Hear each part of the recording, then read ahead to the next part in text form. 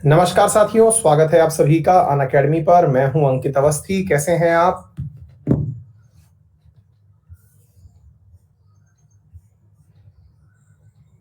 Very good evening.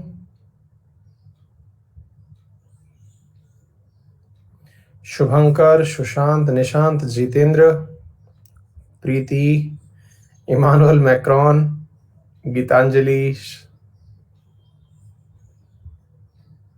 जुमान ji, Shashank, Amit, Ankita Ojha, Saurav, Basak, Navneet. Very good evening बेटा। Hopefully आप सभी लोग बहुत अच्छे हैं, ईश्वर की दया से सब स्वस्थ हैं।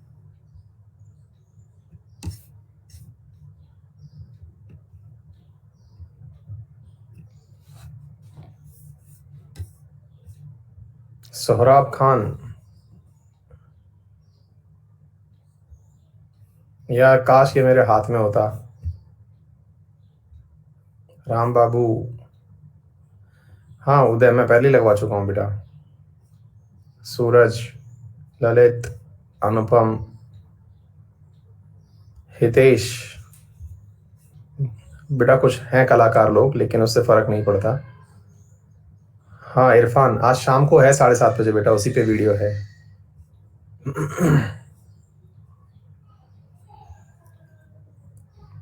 हाँ प्रिया, जुमान जी बहुत सारा आशीर्वाद, आप अपने जीवन में खूब तरक्की करें। आरिफ, गुड इवनिंग बेटा। अभिजीत, आज अनफिल्टर्ड देख लिया आपने? चलिए बहुत अच्छी बात है। अमित कुमार, बिना तारीफ किए भी नाम ले सकता था।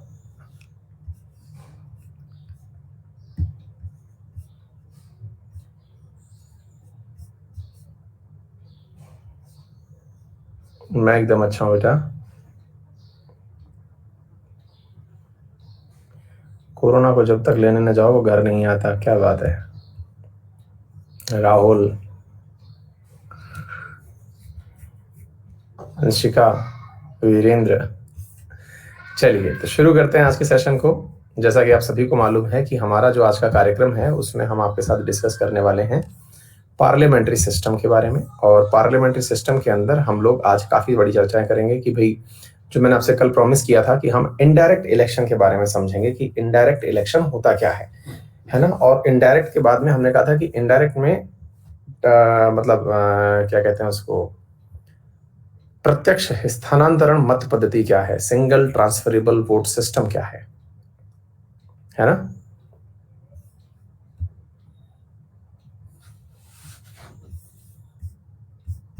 Unfiltered video was superb session, thank you. हाँ Gurdeep, thank you so much बेटा। सभी को देखना चाहिए वो अनफिल्टर्ड बाय अनअकैडमी वाला जो सेशन है, वो देख लेना चाहिए, क्योंकि उसमें बहुत सारे उन क्वेश्चंस का जवाब दिया गया है जो अक्सर विद्यार्थियों के सवाल होते हैं, जो भी मोटिवेशन की बात कर रहे होते हैं उनके लिए होता है ना। एक डाउट पूछना था, हाँ पूछिए बेटा। कॉम्बैट हिंदी में भी होता है बेटा? बिल्कुल होता है। अपूर्व कश्यप, बोलिए।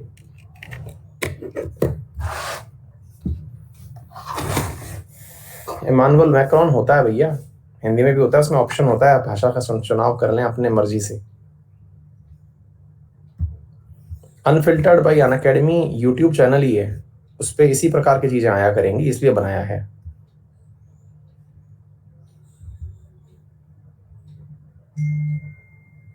आलोक, पढ़ना पड़ता है बेटा, जितना पढ़ लोगे उतना आपके आपके पक्ष में है।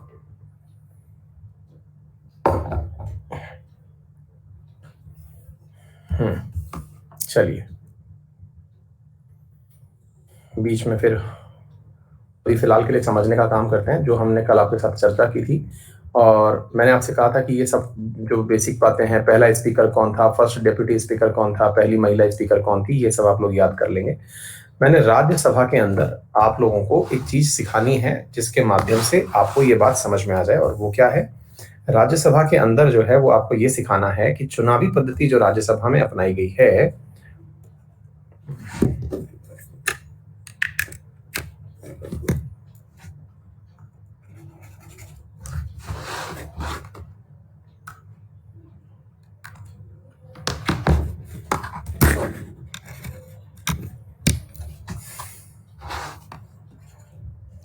क्या चक्कर है ये?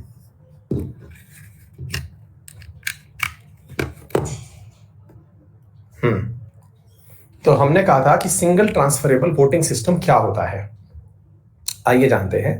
हाँ जी, इधर समझने का प्रयास करते हैं कि सिंगल ट्रांसफरेबल वोटिंग सिस्टम क्या होता है। कल मैंने आप लोगों को डायरेक्ट वर्सेस इनडायरेक्ट ये दो चीजें सिखा दी थी। डायरेक्ट सिस्टम क्या है, इनडायरेक्ट सिस्टम क्या है, ये मैंने कल सिखा दिया था, है ना। तो जो भी विद्यार्थी कल वाली क्लास नहीं देख पाए हैं, कृपया करके एक बार उस क्लास को देख लें कि डायरेक्ट और इनडायरेक्ट क्या होता है। आज हम इससे आगे चल रहे हैं और आज हम सीखने वाले हैं कि ये सिंगल ट्रांसफरेबल वोटिंग सिस्टम क्या है ना। ट्रांसफर कैसे होता है, एकल संक्रमणीय मत पद्धति, हिंदी में कहते हैं एकल संक्रमणीय मत पद्धति। ये एकल संक्रमणीय मत पद्धति क्या है, ये आपके साथ डिस्कस करना है, ठीक है। आइए देखते हैं साथियों। बेटा वो पता नहीं आज इंटरनेट में बफर है, इशू है, क्या ही पता है ईश्वर को। तो अब सवाल कैसी है ये, इसको थोड़ा सा हम समझ। सौम्य ठीक है, मतलब नॉट वेरी मच गुड, पर हाँ I am pushing my self. देखो मान लीजिए कल हम अपनी कहानी के अंदर 3 किरदार चर्चा में ले चुके थे कि भाई कोई वोट देने गया। आज हम चर्चा में ले रहे हैं कि मान लीजिए कि वोट में खड़े हुए 2 व्यक्ति, नहीं चलिए 3 व्यक्ति हमने चुनाव में खड़े कर दिए। फिलहाल 3 से शुरू करते हैं। इधर देखिए, तो यहां पर हमने क्या किया साथियों कि इन 3 लोगों को चुनाव में खड़ा किया और यहां पर वोट देने के लिए लोग काफी सारे, मान लीजिए कि 100 लोग खड़े थे। कितने लोग खड़े थे, इन्फिनिटी नहीं, 100 लोग खड़े थे, ठीक है। 100 लोगों ने वोट दिया बेटा, 100 लोगों ने वोट दिया और वोट कुछ इस प्रकार से था। एक व्यक्ति को मिले 45 वोट, ठीक है, एक को मिले 44 वोट। बच कितने गए भैया 100 में से? 45 45 90 91 और 9 वोट बच गए, ठीक है। अच्छा अब बेटा ये जो 9 वोट बचे हैं ना, अब बड़ा सवाल ये बनता है कि ये वाले जो 9 वोट हैं इनमें से विनर किसको घोषित किया जाए, ए बी सी, बोलिए हु इज द विनर?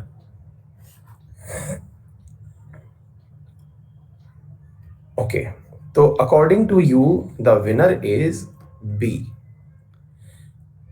ये होता है साथियों डायरेक्ट इलेक्शन के अंदर। किसके अंदर? बी विनर होता डायरेक्ट इलेक्शन के अंदर। Whereas in case of single transferable voting system, no one is winner. मतलब इनमें से कोई भी विनर नहीं है। बोले मतलब क्या है सर, क्यों नहीं है? दिख तो रहा है 46 है। नहीं बेटा, सिंगल ट्रांसफरेबल वोटिंग सिस्टम की पहली शर्त यही है कि यहां पर विनर तभी डिसाइड किया जाएगा जब वो 50% प्लस 1 मत लेके आएगा। मेजॉरिटी वोट से ही विनर बनाया जाएगा, मेजॉरिटी वोट से ही विनर बनाया जाएगा, ना कि आपने हाईएस्ट मतलब प्राप्त कर लिए उससे। बोले ऐसा क्यों सर, ये क्या सीन है? हाँ, तो मेजॉरिटी जो है वही डिसाइड करेगी कि भाई कौन विनर है। और सर ऐसे केस में क्या चुनाव अब दोबारा होंगे? नहीं। अब यही चीज आपको समझनी है कि यहां पर चुनाव दोबारा नहीं होते। और ऐसा कहां होता है ये भी मैं आपको बता दूं, राज्यसभा के चुनावों में और प्रेसिडेंट के चुनावों में ऐसा ही होता है। राज्यसभा और प्रेसिडेंट इन दोनों के चुनावों में ऐसा ही होता है। अच्छा, तो फिर आपके दिमाग में सवाल बनेगा कि सर फिर क्या हुआ इसमें, थोड़ा बताइए। ये 46 से 51 ही तो पहुंचना है, इसको 51 पहुंचना है, इसको 51 पहुंचना है। मैंने कहा हाँ, दोनों में से जो भी 51 तक पहुंच गया वो विनर बन जाएगा। इसको 51 के लिए आवश्यकता है कि इसके साथ 5 जुड़े, इसको आवश्यकता है कि 6 जुड़े, बस इतना फर्क है। 5 और 6 में से जाना अब आएगा कहां से वोट? तो भाई इसके पास से आएगा वोट। बोले मतलब सर? बोले मतलब ये है कि इसके वोट बटेंगे, इसके वोट बटेंगे। तो बोले सर टेक्निकली तो 4.5 बटने चाहिए, तब भी कोई विनर नहीं हुआ। बोले नहीं भाई, यहां पर बटने का मुद्दा ये नहीं है कि इसके वोट बराबर बटेंगे, तो फिर क्या होगा? तो बेटा इसमें क्या होता है, अब यही चीज आपको सीखनी है, और वो कैसी है अब उसे समझिएगा। वास्तविकता में इनकी चुनाव पद्धति के अंदर जो टेबल भरवाई जाती है वो कैसी है, वो मैं आपको बताता हूं। यहां मतदाताओं को इस प्रकार का बैलेट पेपर दिया जाता है, जरा इसे देखें आप, जिसमें मतदाताओं से प्रेफरेंस पूछी जाती है, इसलिए इसे प्रेफरेंशियल वोटिंग सिस्टम भी कहते हैं। प्रेफरेंशियल वोटिंग सिस्टम यानी कि इनसे बिल्कुल वैसे ही जैसे आप जब कहीं मान लीजिए कि आप अगर एसएससी के थ्रू या यूपीएससी के थ्रू या स्टेट पीसीएस के थ्रू जब एग्जाम देने जाते हैं और एक एग्जाम से बहुत सारे पदों पर नियुक्तियां की जाती हैं, तो आपसे प्रेफरेंस पूछी जाती है कि आप कौन सी मतलब चीज को प्राथमिकता देंगे, है ना, प्राथमिकता कौन से पद को देंगे। तो पोस्ट की प्राथमिकता लोग देते हैं कि सर सबसे पहले मैं आईएएस बनना चाहूंगा, आईएएस नहीं बन पाया तो मैं आईपीएस बनना चाहूंगा, फिर मैं आईएफएस बनना चाहूंगा, फिर मैं आईआरएस बनना चाहूंगा। इस प्रकार से लोग अपने पद की प्राथमिकता देते हैं। तो यहां पर क्या है साथियों कि इस प्रकार की पद की प्राथमिकता जो है वो इनसे भी भरवाई जाती है। क्या, इधर सुनिए साथियों, तो इनसे प्राथमिकता भरवाई जाती है वोटर्स से कि आप किसको वोट देना चाहते हैं। इन 100 वोटर्स से वोटिंग की प्राथमिकता भरवाई जाती है। बोले कैसे सर? इनसे भरवाई गई 100 लोगों से कि आप अपने हिसाब से किस किस को वोट देना चाहते हैं। तो देखिए इसको ऐसे समझते हैं। अब यहां पर जो मैंने आपको अभी तक लिखा था ना 45, 46 और 9, असल में वो क्या था, अब हम उसको थोड़ा सा समझने का प्रयास करते हैं। इसका मतलब ये था कि ए पहली प्राथमिकता है, पहली प्राथमिकता है, पहली प्राथमिकता है 45 सदस्यों की। बोलो अब समझ में आया? First priority. 46 पहली प्राथमिकता है, पहली प्राथमिकता यानी प्रायोरिटी है 46 लोगों की। आगे बात समझ में बेटा? 9 में यहां पर लिखा कि ये पहली प्राथमिकता है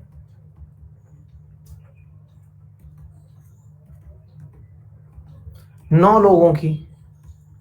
फिर आप जानना चाहेंगे कि सर एक बात बताओ, आपने हर जगह ये शब्द क्यों लिखा? पहली प्राथमिकता मत लिखते, रिपीटेटिव एक ही लाइन लिख रहे हो भाई, ताकि मैं आपको ये बता सकूं कि कंटेस्टेंट 3 हैं।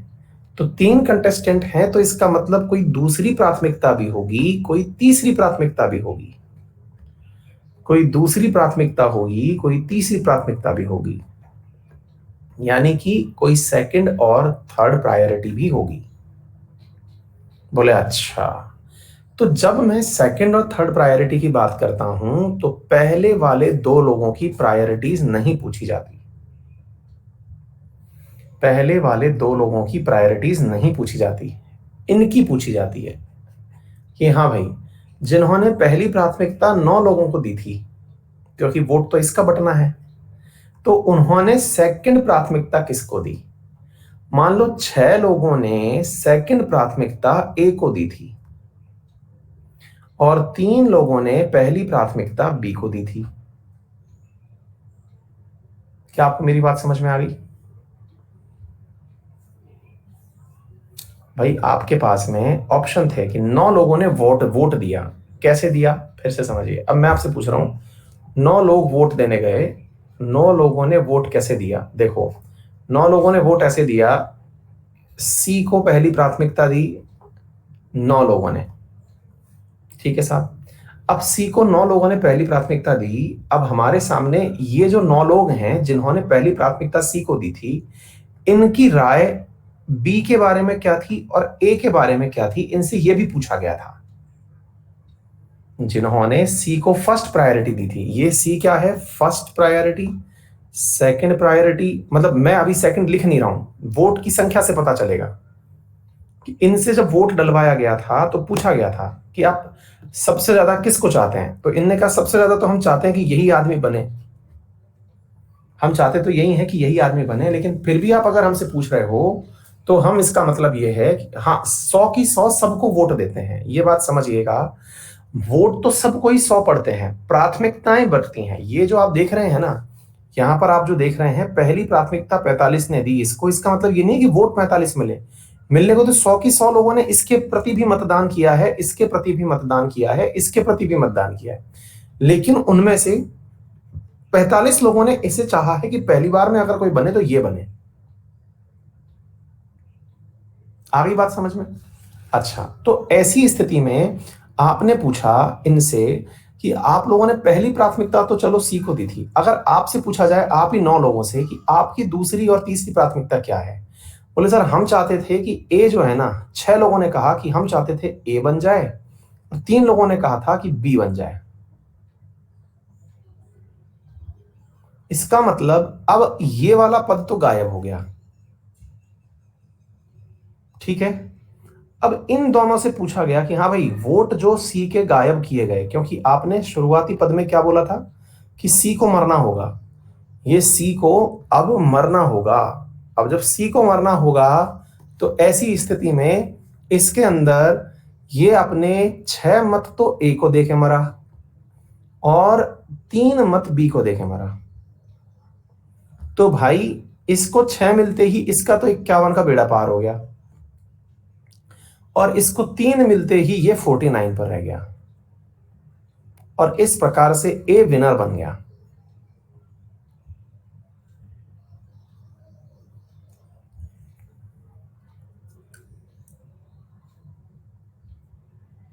Single transferable preferential voting system.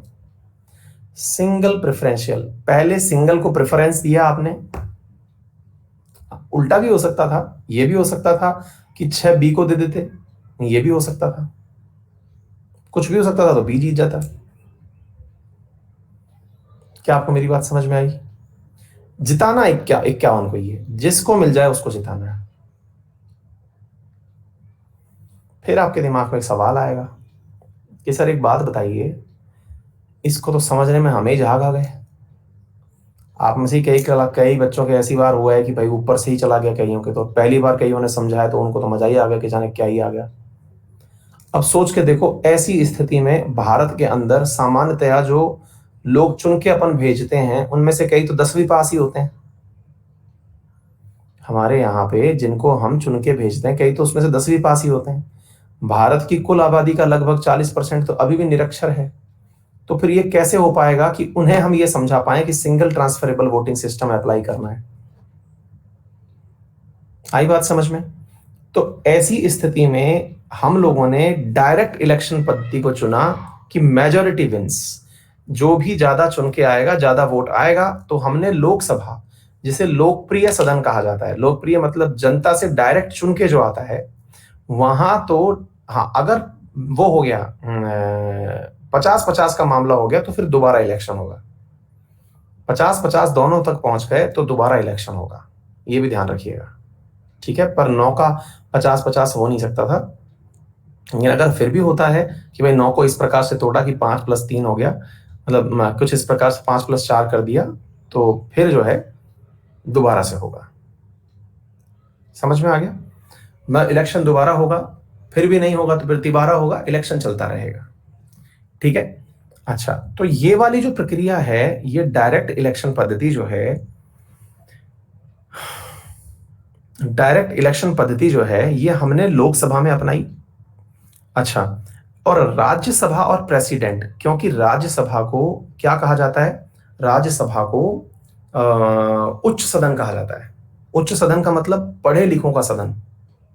पढ़े लिखों का सदन का मतलब हुआ कि यहां पर वो लोग बैठते हैं जो कि बहुत ही इंटेलेक्चुअल प्रवृत्ति के लोग होते हैं, और वास्तविकता भी है। हम लोगों ने राज्यसभा में आज तक बहुत अच्छे अच्छे लोग ही भेजे हैं, मतलब जैसे लता मंगेशकर जी को भेजा गया या फिर सचिन तेंदुलकर को भेजा गया, जो भी अपने किसी क्षेत्र में बहुत अच्छा काम करके आए हैं। मनमोहन सिंह जी को भेजा गया। यानी कि राज्यसभा का गठन इसलिए किया गया कि वो लोग जो कि डायरेक्ट चुनाव जीत के नहीं आ सकते, है ना, एक बिल्कुल it is like very much like to House of Lords, जो डायरेक्ट वोट जीत करके नहीं आ सकते, उन्हें इस माध्यम से जो सरकारें हैं वो राज्यसभा ले जाती हैं। और राज्यसभा जो है वो कठपुतली नहीं है, वो राज्यसभा बहुत सारी, केवल मनी बिल को छोड़ दीजिए, अदरवाइज राज्यसभा मतलब हर बिल के अंदर अपना इंटरफेरेंस रखती है और राज्यसभा की वैल्यू होती है। अभी जैसे एस जयशंकर जी हैं, इनको राज्यसभा से ही लाया गया, है ना, और राज्यसभा में नॉमिनेट भी किया जाता है आर्ट, साइंस और इस प्रकार के बैकग्राउंड के जो लोग हैं, साहित्य से जिनका काफी अच्छा नाता है उनको। तो ये एक उच्च सदन है भी, और वास्तविकता में जितना लोकसभा का सांसद होना किसी के लिए गर्व की बात होती है, उससे ज्यादा गर्व की बात होती है राज्यसभा का सांसद होना, है ना। मतलब अपने जीवन काल में अगर कोई व्यक्ति राज्यसभा का सांसद मनोनीत होता है, जैसे कि अभी आपने देखा होगा गुलाम नबी आजाद जी जो हैं वो हुए थे, रिटायर्ड हुए थे राज्यसभा के सदस्य के पद से, राज्यसभा के विपक्ष के नेता के पद से। तो उसके लिए रिटायरमेंट पर भी, मतलब उनके लिए रिटायरमेंट पर भी मतलब मोदी जी ने स्पीच दिया था, और काफी ज्यादा पॉलिटिकल ड्रामेबाजी भी लगी थी कि भाई अपनी तरफ लाने की बात कर रहे हैं। मतलब इसमें लिटरेट लोग जाके बैठते हैं। कहने का मतलब ये समझिए कि ये वो है जिसमें छन करके आदमी जाता है, ठीक है। हाँ, लेकिन इसके अलावा भी मतलब और भी बहुत सारे तरीके हैं। लोग कई बार किसी को प्लीज करने के लिए भी भेज देते हैं कि चल भैया तू ठीक ठाक पैसा दे के आया, चल वहां पहुंच जा, इस टाइप से भी होता है। मतलब वो लेकिन हर जगह का कुछ ना कुछ कचरा पट्टी है, ठीक है। तो मुद्दा ये है कि आप सिंगल ट्रांसफरेबल वोटिंग सिस्टम समझ गए होंगे, ठीक है। यहां तक कोई दिक्कत तो नहीं है, ठीक है। तो भैया बात ऐसी है कि I am not very much feeling well, तो मैं आपकी क्लास अभी रोक रहा हूँ, ठीक है। और क्लासेस तो मुझे और ऐड करनी पड़ेंगी, और मैं ऐड करूंगा और क्लासेस आपको देता रहूंगा, ठीक है बेटा। हिम्मत नहीं आ रही, पता नहीं अंदर से, मतलब सांस फूल रही है काफी ज्यादा। क्यों फूल रही है ईश्वर को पता। करते हैं, देखो थोड़ा गैप लेके। Sorry to disturb you, see you in the next class.